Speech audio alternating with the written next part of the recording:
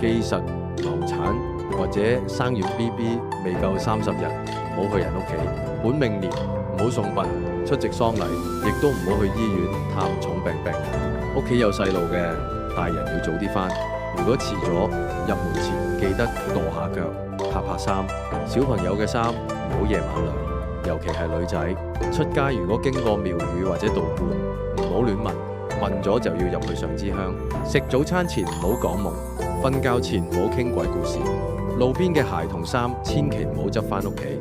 銀包唔好用紅色，夜晚唔好剪指甲。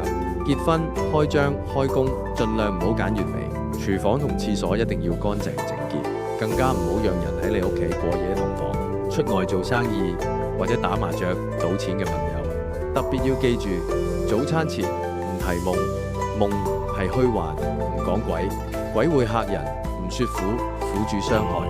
睇到呢條片絕對唔係巧合，留低一句順風順水，山頂再見。